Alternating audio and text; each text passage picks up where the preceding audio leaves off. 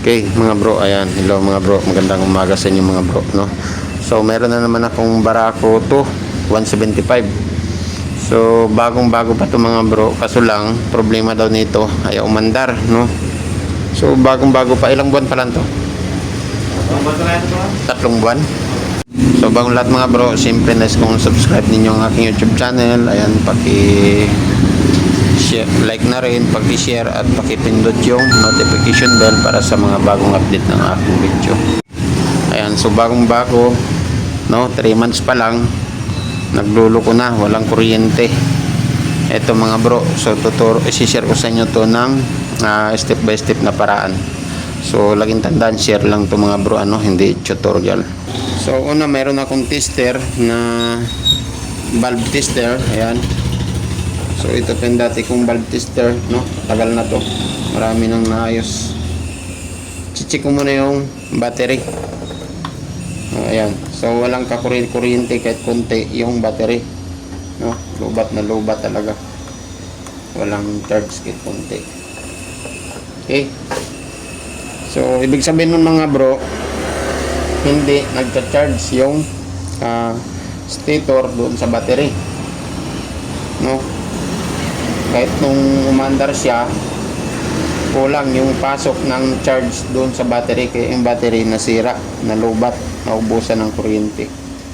Ayan, so para madaling malaman mga bro kung anong problema, tanggalin lang ninyo kagad itong rectifier, no?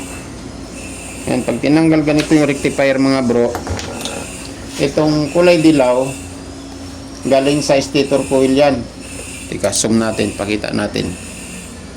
Ayan, yung kulay dilaw na wire galing sa stator coil, at saka itong kulay pink. Ayan. So galing sa stator coil yan mga bro. Ngayon, gagawin natin dyan mga bro, titesterin natin yan. Ayan, pa-tadyak mo na bro. Kulay dilaw, ayan. Testerin natin. Ayan, okay. So meron siya kuryenteng lumalabas, no, sa kulay dilaw. So dito na naman sa kulay pink. Ayun. So meron din siyang okay na.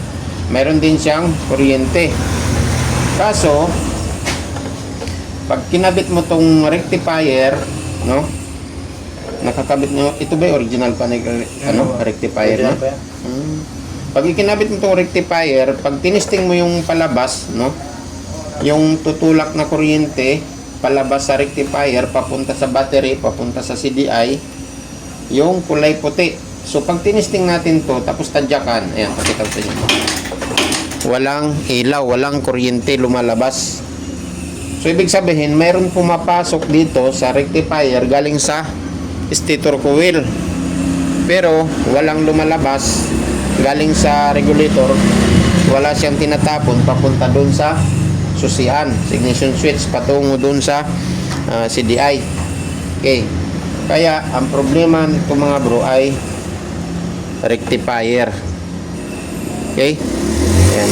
Palit tayo ng bagong rectifier. Ngayon mga bro, pagkatapos natin palitan ng bagong rectifier, no, titesting natin ulit, no, titesterin natin ulit yung palabas, yung kulay white, kulay puti na wire. So laging tandaan, yung kulay dilaw galing sa stator, yung kulay pink, zoom natin.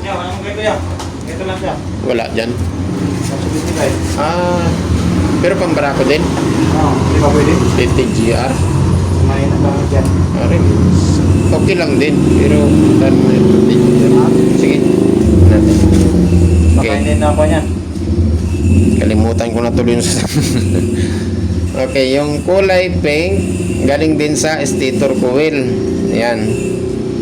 Yung kulay puti, yun yung palabas, no? Yun yung tumutulak papunta doon sa tumutulak na galing sa stator papunta sa rectifier. So galing ng rectifier papunta ng ignition switch hanggang papunta sa mga accessories. So yun na yung kulay puti.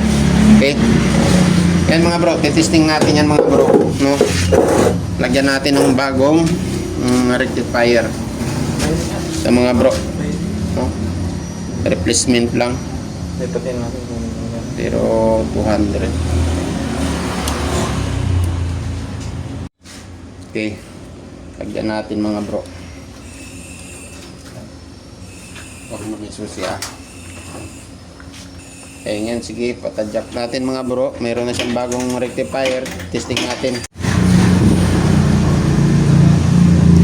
Ayan, so tinesting natin mga bro.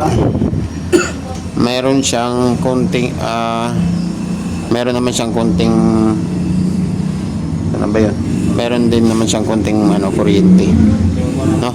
So testing na lang natin mga bro. Paanda rin.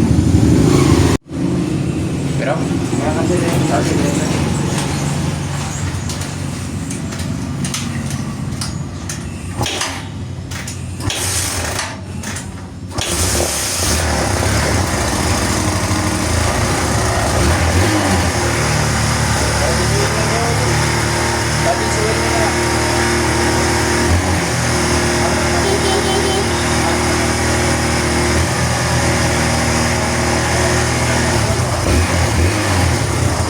Okay.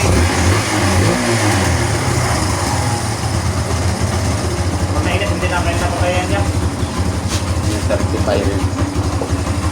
Okay mga bro, start na.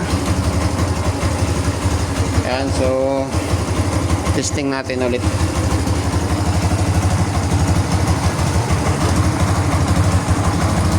Hirap talaga vlog eh, wala tayong cameraman eh. Ako lang talaga mo din. Ayan, okay. So testing natin mga bro, no? Ayan. Ito yung supply galing sa stator, kulay pink. Kulay dilaw, yun yung kulay dilaw galing sa stator, no? So yung palabas galing sa rectifier, ito kulay puti. Ayun. Okay. So meron na siyang kuryente. So kanina kasi hindi pa siya nakakabit doon sa battery, kaya konti yung lumalabas na kuryente, halos di mapansin. Ayan. So medyo mahina lang yung palo dahil yung battery ay nasira na, no? Ayan, no? Yun. Pero ang importante dito mga bro, mayroon na siyang lumalabas na kuryente na nagsusupply doon sa CDI, no? Dadaan ng ignition switch, so papunta sa mga accessories. Okay, so yun lang mga bro, no? Simple lang. Okay, so start na. So sundan lang nyo yung video ko. Ayan, okay na. Ay, na-starter na yan kaya. Starter. Wala pang starter kasi ano yun eh, low bat yung battery mo. Ako ma-process na po yun. Saka tingin ko sira na talaga yung battery nito eh, kasi tuyo talaga yung kuryente, wala na talagang kuryente. Bakit Gilbert, i-charge ka lang i-charge mo? Nag-charge din siya. Ito malalaman natin kung mag-charge na siya pag nagamit nyo. Kasi sumila rin tayo. Ano mo? Okay mga bro, ayan, so ganun lang mga bro. Ayan, maraming salamat sa patuloy niyong patuloy niyong pagsuporta sa aking YouTube channel. Hanggang sa muli, Kuya Bert Channel.